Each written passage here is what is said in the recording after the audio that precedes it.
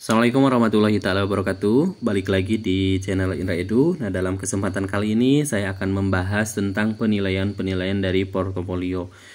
Sebelum bahas lebih lanjut, mari subscribe terlebih dahulu, like, komen, dan boleh share kepada rekan-rekan gurunya supaya kita semua bisa menebar manfaat yang lebih banyak lagi. Nah, sebagaimana kita ketahui ya, dalam UKIN, ujian kinerja, itu ada beberapa portofolio yang harus Bapak dan Ibu guru penuhi.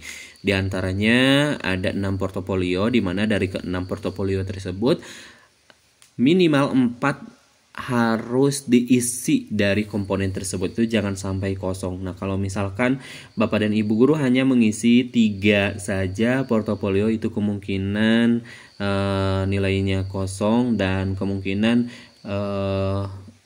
untuk lulus itu minim gitu ya, karena yang harus diisi dari 6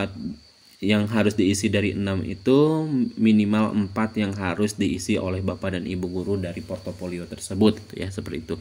Nah, bagaimana sih atau apa saja sih penilaian dari portofolio? Nah, penilaian portofolio dilakukan oleh 2 orang, yaitu seorang dosen penguji UKIN dan seorang guru penguji UKIN di tiap lembaga penyelenggara ujian.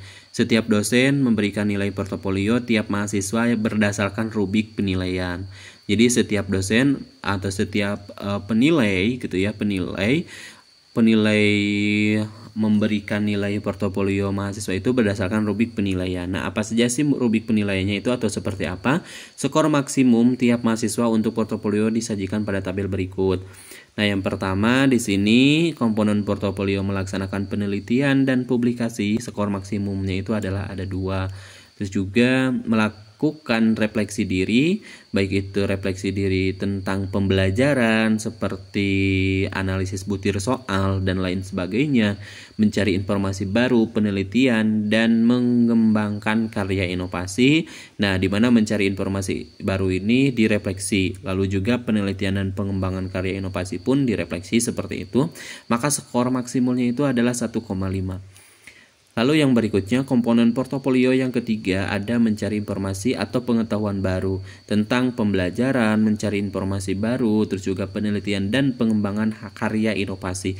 Nah, dalam mencari informasi atau pengetahuan baru di sini, skor maksimumnya itu adalah 1,5.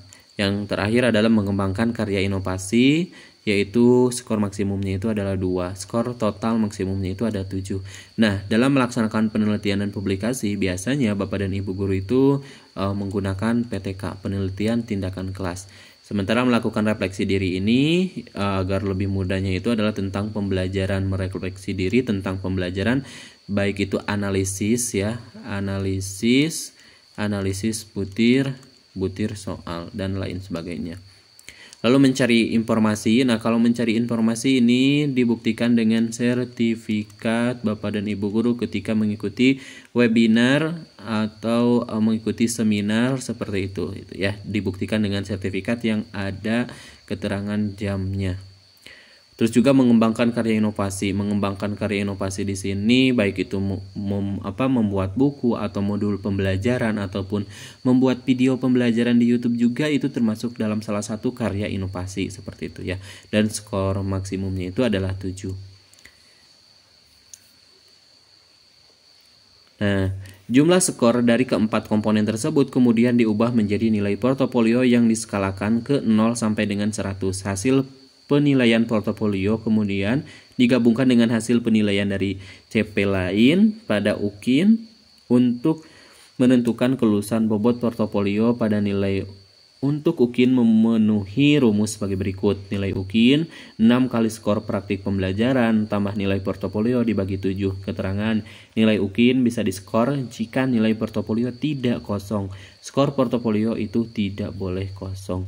Baik, untuk pembahasannya dicukupkan sampai di sini terlebih dahulu. Insya Allah nanti kita lanjutkan pada video berikutnya. Kami akhiri. Assalamualaikum warahmatullahi wabarakatuh.